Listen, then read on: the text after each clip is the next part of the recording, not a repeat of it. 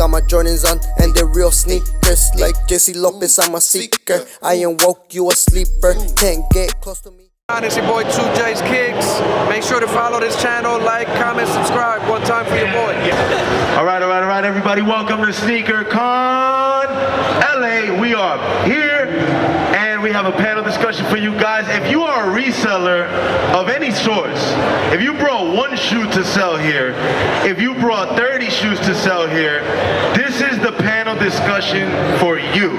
Because we got some of the biggest hustlers in this game who've been doing this here on stage, talking about this culture and this business that we love so much. So first off, I'm Will from Sneakercon. I did what these guys do for a long time, and now I do events, but I know the struggles, I know the hustle. So first off, we got my man JC, TwojsKicks from Urban Necessities. And these guys you probably won't know too much because they're behind the scenes on the grind, but we got Scotty from Sole Supremacy and Sam from Soul Stage. So we're here today to talk about how to be a reseller, how to run a consignment shop. We'll get there. It'll start off with, you know, how did you get into this game? So we'll start off with JC because he likes to rant a little bit, so I'll just cut him off. Let's start off, Jay. How did you get it? What was the first shoe you sold, period? Pink foam posit. The pink foam posits. Those came out in Black Friday weekend of 2012. So for me, it was 2012. 2012, 6 years ago. It was November 6 years ago. Pink foams. I was still doing it back then. I bought 200 pairs of them buckets, you know? Like, but that's when the game was good for us. You know what I mean? Now it's good for y'all, but talk to me about, that was the first shoe you sold. Now you're on another level, we'll get there. But that shoe, what got you to buy it and want to sell it? One of the managers at Foot Locker sucking me into it said there was crazy resale, but I made $7 off that. Well, that's because you was hungry. You didn't want to hold on to it, which is something else we'll talk about. What's the appreciation of shoes? How do you gauge that, right? Scotty, how'd you get in with Sole Supremacy, and how did Sole Supremacy come about? So I started with Sole Supremacy about 3 years ago. I had my own personal online store, and then I came up with an idea for a membership program, which is now Soul Steals, and I partnered with Sole Supremacy, and now I come to shows with them and help them buy and stuff like that. Fire. So tell us about your own business. You've been doing that longer, so how did that start for you? So I had a website called Tier Zero. I would just buy shoes locally, sell them on my website, and then my stuff would sell so fast because I've always been a guy that sells stuff for cheaper, make it up in volume, and then I was like, shit, I need to start charging people to use my website. And then I was like, oh, boom, that clicked. So I started up. You have to pay $20 a month to get access, and then Sole Supremacy came to me and was like, yo, I want in on this, and then we became partners. That is fire. That is fire. And Sam, tell us a little bit about Soul Stage and how that came about. Well, I partnered up last year with Soul Stage with Blank. So they approached me. I was just selling myself. I was doing wholesale. I was utilizing stores like JC's, like UN. I would just sell bulk items, and then eventually I just wanted to get back into retail. So I partnered up, and we have a big business in China, but we didn't have a U.S. presence for what we did. So we partnered up. We opened up on Fairfax in L.A., and we've just been booming since then. And we've opened up in San Francisco, and we got New York coming at the end of the year. So how did buying and selling shoes though start? Like, what was the first shoes you was like, I need to buy these and try to make some money on them? It started at the Concord 11s. Concord 11. It started for a lot of people. That's when I realized, like, fuck, I can make money out of this. I mean, JC said he started in November 2012, but it was off the residual effect. Like, he probably found out about buying in November because the Concords was December of 2011. That and the Galaxy foams. That and the Galaxy foams caused mayhem. Yeah. It brought in a lot of new resellers. It pretty much revolutionized the resale game. 2012 was a big year for reselling. So I definitely understand. Scotty, what about for you? What was like the first shoe you were like, I need to try to buy these for resale?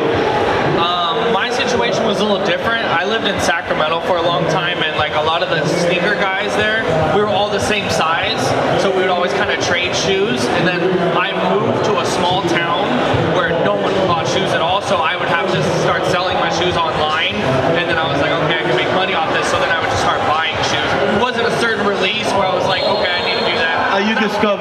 just 'cause I was realizing the niche. I was selling shoes in 2007, 2008. Like it was never like something. I was like, okay. No, you will get an extra pair for your boy and mail it or something. Yep. That's how it usually starts. And then, okay, so we know you started with Soul Stage 3 years ago. You were doing your own thing before that. Scotty was doing his own thing. Partner with Sole Supremacy. But for you on UN, the shop life, like, how did that come about? Like, how did you go from being release to release reseller to like, okay, now I'm ready to open up a shop and do this to this level? You know, to be honest, I don't think I was ready when I opened. I was reselling shoes, doing pre-orders like pretty much everybody does. And what was happening with me was I started getting 86 out of stores in Vegas because I was buying too many shoes, or like other customers were upset with the fact that management was sliding pairs to me at a much larger rate than most. And I didn't really have a way to move around. So I switched it to everybody I had ever sold a shoe to. I'm like, hey man, you guys complain about the cost of the next one every single time, but you don't wear any of the stuff that I'm selling you. Why don't you let me sell that? It's all gain value. And we did a really small sneaker show, and I went from like 13 pairs 2 weeks before that event to like 700 pairs right up into that event. And I was like, damn, if I could get all these shoes on Spit Handshakes, imagine if we had a store. And that's kind of how UN came about. That's what's up. Everybody has their own story, right? Like, we have 200 vendors plus, 220, 230 vendors. All these guys here at these tables, they all do their own business. And you got this from the smallest guy who started off like you with one pair of shoes to the guys doing big bulk deals like you were used to. We got vendors doing it all from all walks of life, buying and selling shoes. So, I mean, this is Sneakercon, so everybody knows obviously the shoes are hot, but as a business, as doing this as a business, how do you gauge, you know, how much do I sell this shoe for? How much is this shoe worth? You know, sometimes what you think it's worth is not the price that you have to sell it at. So let's talk pricing. Let's talk pricing, because that, you know, nowadays they have the apps, they go, they check what it's going for. But let's bring it back to 2012. When you didn't have that, when you had to gauge how much do I sell this for? How fast do I need to sell it? Let's start with you, and we'll come this way. Let's start with Jay. Well, in 2012, nobody knew who I was, so I had to undercut everybody. So I was trying to beat you by at least $50. Plain and simple. So where were you checking your prices though? I was looking at Sole Supremacy. I was looking at Riff. I was looking at most of the sneaker groups locally. Like, I couldn't charge. They're giving me Sole and a couple other shops, and now some of the apps have kind of become like the Kelly Blue Book of sneakers, even back then. So, you know, it's whatever the shop's price, and then you factor 20-30% less than that as a private seller. Sure. Yeah, it was pretty much just going off like completed listings on eBay, and then kind of back then the general rule was Flight Club price minus 20%. That was kind of market. So if you sell it under that, you're good. Yep. For me, I always looked at Riff. That was my competition being in LA. So you looked at Riff and you looked at Facebook groups. That was our market. Like, I was selling in the streets. It just kind of dictated by supply and demand. You saw what stores got it, if a store had a lot of quantity, what the demand was, and then you just figured it out. So for me, it was mainly Riff. Got you. So, I mean, everybody knows, you know, when a shoe releases, it's the retail chase. You're chasing to buy it at retail. But what dictates you to believe in a shoe so much that you'll buy it for resale? You know what I'm saying? Like, what dictates that? How do you gauge that? Because, like, there's shoes you buy for retail, and that $20 that you're gonna make on it is not worth it to chase it. So there's a cutoff. There's a certain cutoff of like, I can make 30%, let's say, on this shoe profit. If it's any less than that, I'm not even going to the release, right? But then what makes it a shoe that, like, is it the pre-order values? Is it the expectation, just knowing that it's that limited? What makes it like, I'm buying this for 100 over resale and holding it because I know that this product is gonna evaluate? You know what I mean? For me, I mean, y'all know I don't really buy. You're the buy for resale king. Yeah, at the moment. I don't know what paying retail for anything is, even for my brand, right? And technically, I pay attention to these guys first and what their pre-orders are, and I'm like, all right, well, when it comes out, if they're at that price, we gotta be like $20 to $50 less. Just being honest. But that goes to show, I got 3 big resellers, consigners here. That goes to show the competition level and the respect level, because what you're saying by that is I trust what these guys are pricing. Oh yeah, 100%. I've been paying attention to both of these guys for a while, and we operate our businesses in 3 totally different ways, right? And you know, the beauty of watching what they're doing is they're conducting good, clean, honest business. And for me and my brand, although yes, we're here buying shoes at all these events that we go to, and sometimes in the store, I rather allow the community to go out and put the work and get it right and get it wrong, as opposed to us guessing and this and that. Not saying that we can't get it right, I just rather let the community make the money. Because for you, it's a consignment shop, so that's the difference. The seller comes and names his price. Right. And then for Sole Supremacy, you guys own most of the inventory. Yeah, so we own all the inventory. Our kind of thing now is that if we don't get it early and know the price early, then we're not going to go out and buy it for retail. Like we weren't sitting there like, oh, these olive 13s, we think they're going to go for $230. No, we're just going to let it release, and we don't get it early, and then we'll go from there. Gotcha. So you play it by ear. Yeah, we play for after the release. We'll let the market set itself unless we get it early. And with the consignment shops, the sellers really do it. If they set it too high and it doesn't sell, it's really on the individual sellers. For Sole Stage, how do you guys work out? Make sure both of them. We do consignment, so we'll take it intake, let a customer set, let the community set the price. But then on the back end, we're just like Scotty, Sole Supremacy, and Soul Steals. We'll go ahead and buy bulk. We'll buy early if we can, and we'll try to set the market of what we think we can do. So it's kind of a catch-22 for us, because we have both customers to kind of take care of. There's our own inventory to make sure we have the product early, and also we look at how to take it late in the community to set the price. So it's kind of a, we're stuck in the middle where we kind of cater to both markets. So we really just buying early or doing it. We let exactly what Scotty does. We let it kind of set the market itself. We don't chase olive 13s or whatever, like he got game 13s that dropped today. They're going to drop. They're going to set the market itself, and then we'll chase the pairs later on. Got you. All right, so now let's talk sneakers. We talked a little business. Let's talk sneakers. The sneaker game has changed in terms of product that's hot, trends, in just a matter of like 3 years. 3 or 4 years, it went battle of the brands, right?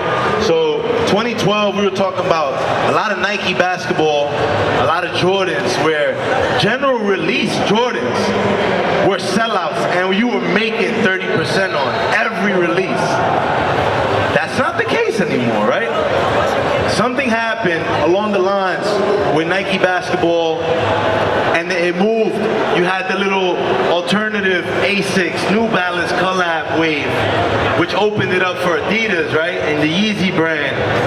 And now it sort of came back around. Now Nike, rather than Nike just basketball, now you got the Air Maxes popping, the whole Virgil thing pretty much popping off any model he touches. So let's talk a little bit about that battle of the brands and the trends. What were you going through in your business during those changes? So started in 2012, Nike basketball, that lasted until like 2015, let's say, right? Jordans, Nike basketball. 2015s, Yeezy started dropping, everything started shifting. Where were you at that point with the shop? What were people dropping off? And was that what the customers were looking for? So when we first opened, it was a lot of bins, a lot of Dornbeckers. There was still a little bit of SB selling band ones. That was all selling for the high, right? Now then you had that whole Yeezy wave happen, and like even still now, even though the prices on resale for Yeezys is way less than what it used to be, my store still sells way more Yeezys than anything else in the store. But when we first opened, it was, if it was a bin or a Dornbecker, it was in and out like within a few days.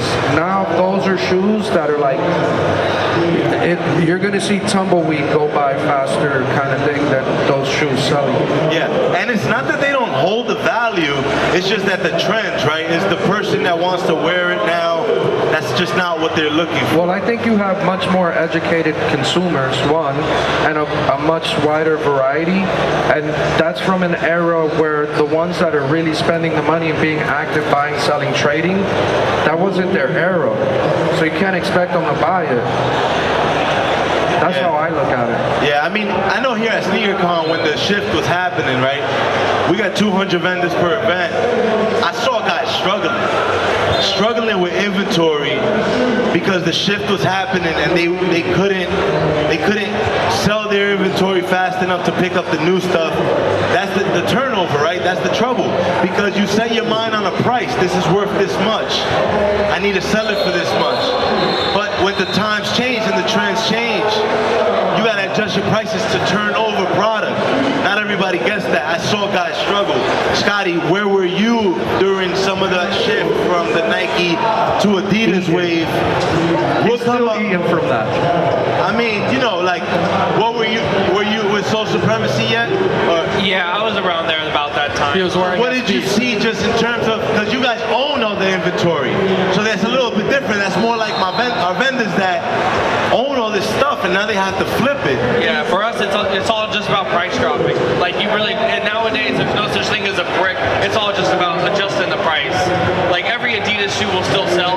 A yellow human race isn't 2,500 anymore, but it's still 1,500. Like that kind of stuff. Yeah. So for us, it's all just about adapting to our price. You gotta be open to letting go and not falling in love with the product. Sometimes you gotta take a loss too, which is something a lot of people do. Guys won't do it because you know what it is. They remember that release. They remember standing on that line. They remember what they went through. The store managers getting at them. You know what I mean? You can't buy more pairs. It was a struggle. So they remember that and they set that price. And they're like, no, like I went through hell and back to get these. I'm not letting them go for less than this. So that's the struggle. But tell us a little bit, you, when the whole shift was happening, like how did that feel on your end? 'Cause you were. We used to sell a lot of samples, a lot of LeBrons. That was like literally our expertise in everything we did.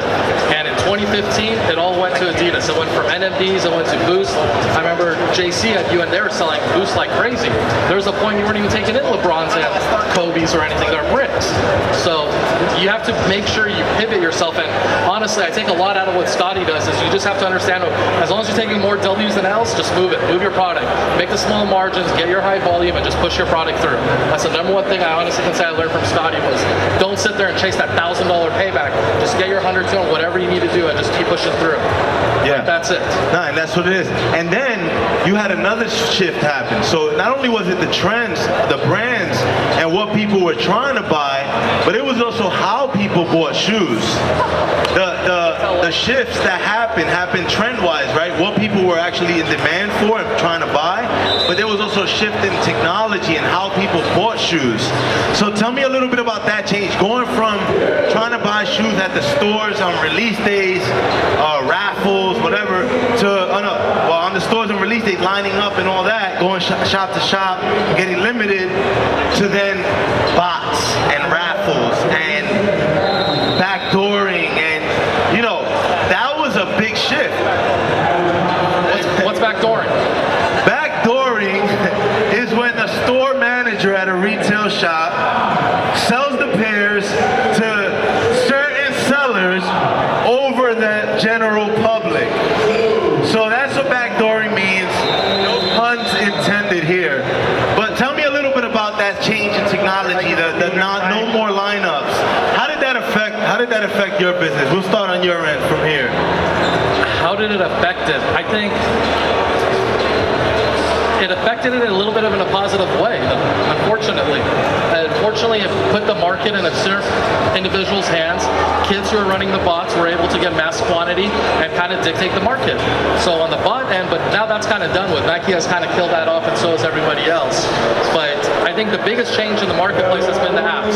StockX and GOAT has changed the marketplace 100% now. And now SneakerCon launched yesterday. Which you guys should download that app, by the way. SneakerCon app is live on the App Store. There's a swipe up link on our IG stories just to let everybody know who hasn't seen the signage. But we here. So that's what the biggest change was for us is customers now have another option. They walk in, well, this is what it's on StockX. So you have to overcome those objectives to kind of sell the product or acquire a product for your store because you're trying to buy backs and do stuff. So that really affects your marketplace now. Got you. And then on the consignment side, sellers have so many options, right? To list stuff here, to consign here. There's so many more new consignment shops popping up. So that's another wave also that happened. It wasn't that easy before. Now social media connected everyone. So now for any guy to pop up a consignment shop in the middle of nowhere in Tennessee, but have guys on IG that send him product, that wasn't that feasible before.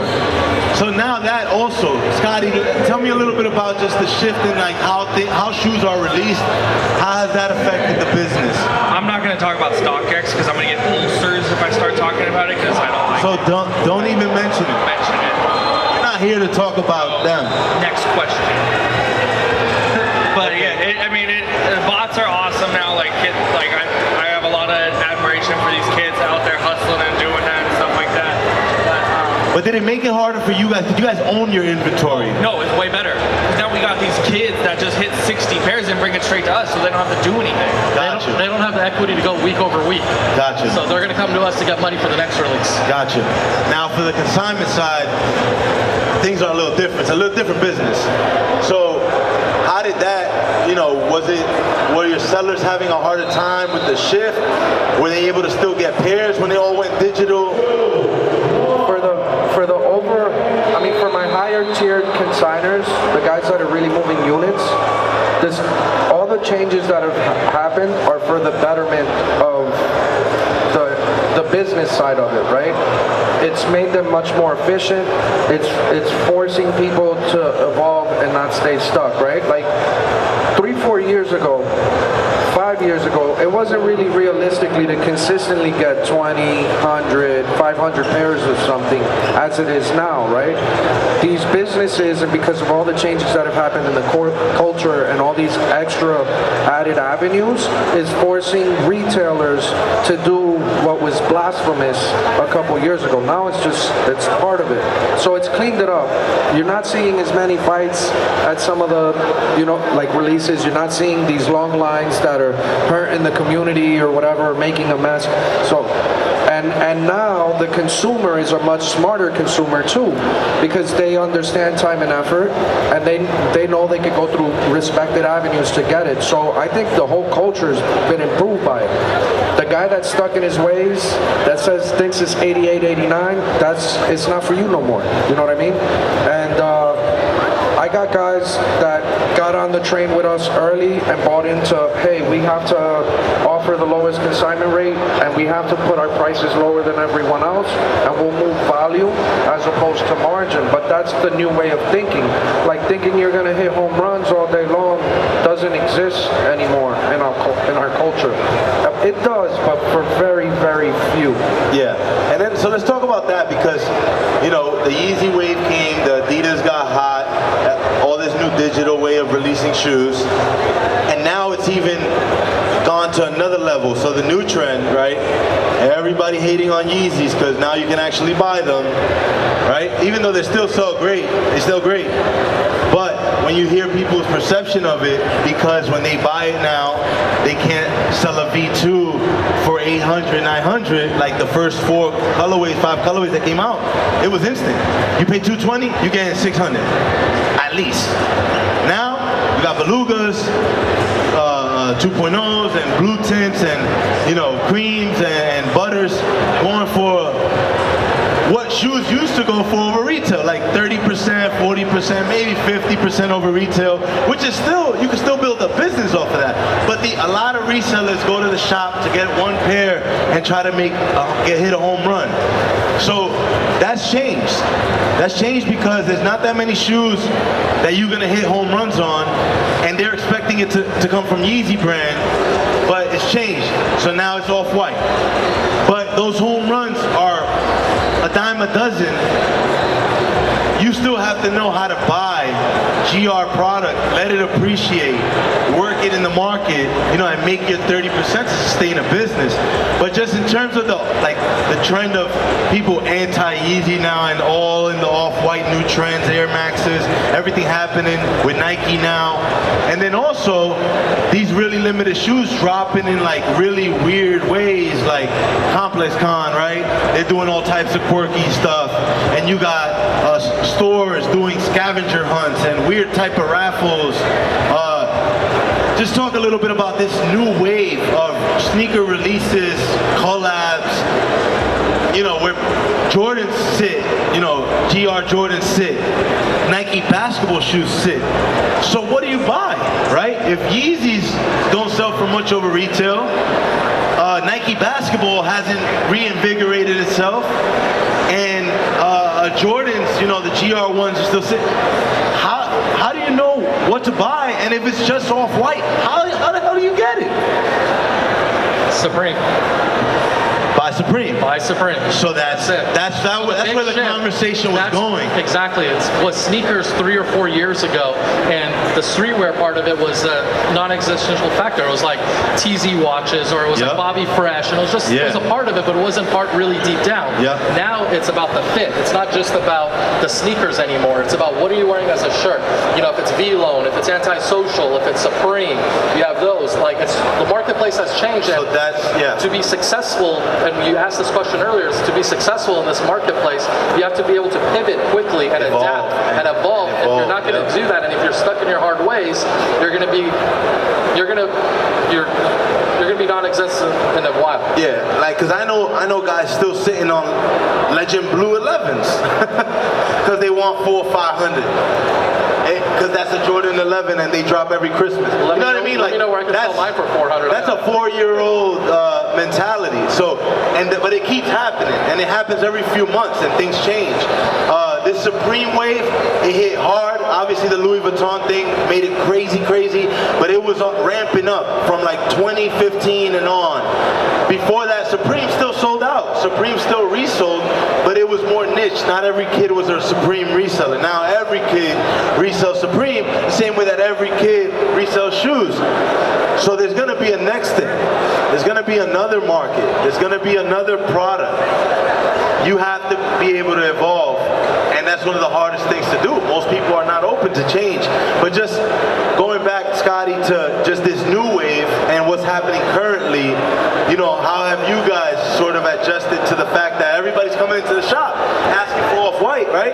And you don't have, you wish you could have 1,000 pairs of Off-White ones to sell, but there might be 1 week where you got 20 pairs in the shop. There might be 1 week where you got 30 pairs in the shop, and 1 week where you only got two pairs in the shop.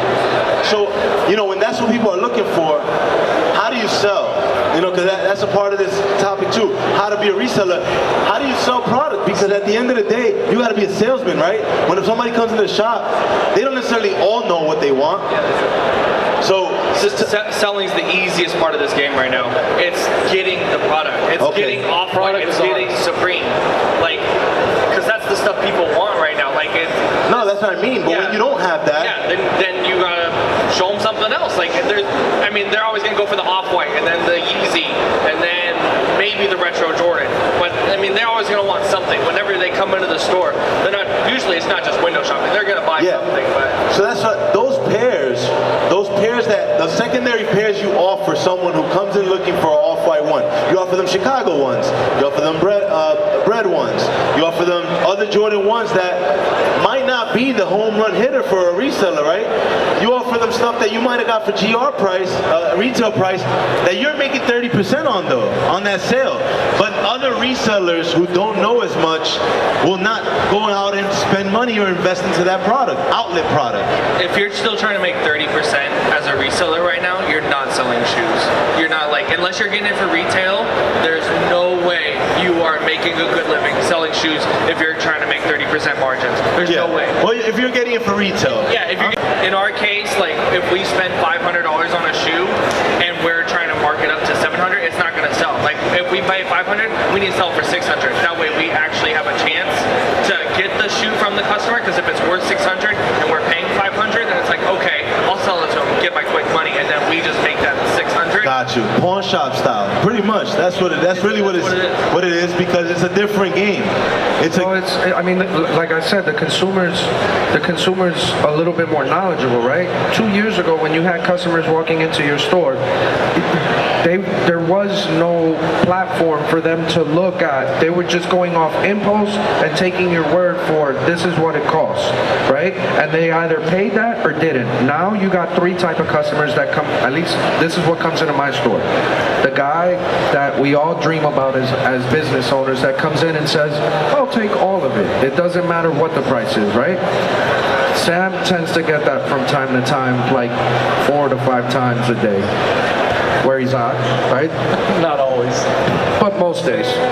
And then you get the other guy that comes in that happens to walk by your store or hears about your shop, knows that you have the shoes or the clothing, come in, scan for a price or check a price, and they're like, wait a minute, this isn't retail, and they walk out. Those come in, and they're starting to come in less and less, because what in reality is happening, and the majority of the guests that are coming in, they're looking at your price, jumping on StockX. Looking at your price, checking at Go. Looking at your price, checking other shops, right? So we all have to put our prices like somewhat within. So the margins have decreased. Yeah, so overall. Margins Unless you're on Fairfax. Yeah. Then you don't care. And then you get shout outs like every 5 minutes. You have to deal with people thinking you're in the Supreme store and walking out on the retail. We get that sometimes, but we're blessed to be in an area where we get tourism just like JC gets at the, in Vegas. So we have a foundation where it's a 50-50 type of customer. They'll walk in, they're tourists, they're not going to buy off one of those apps, so they're willing to pay a little bit of a premium, but at the same time, you can't take advantage of that. You can't take advantage, and you can't overprice it, because you have 80% of your other customers who walk in and they see something overpriced, they're going to be like, there's StockX, there's a different platform I can utilize myself and I can go purchase the item. So you have to have a balancing act on what you're doing to be successful. 100%.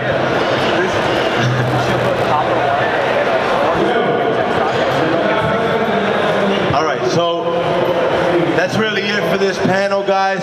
We hope you learned something from these guys, because they've been doing this way long, a lot longer than guys in the trading pit hustling today. That's really who we did this for the youngins, the little guys who are telling their parents like, Mom, Dad, I can buy these and sell them and make money.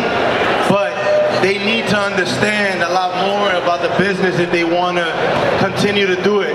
It's one thing to get a shoe at the store, make $50 and take your girlfriend to the movies, you know what I mean? Then to use that one pair to buy 2 pairs, and then 4 pairs, and then hopefully one day grow a business like these gentlemen here. But let's get a round of applause for anybody who was watching. JC, Urban Necessities, Scotty from Sole Supremacy, and Sam from Soul Stage. Thank you guys, thank you for watching. Hope you enjoy the rest of the event. We're back tomorrow with more panel discussions and more events. Thank you guys. Wrap it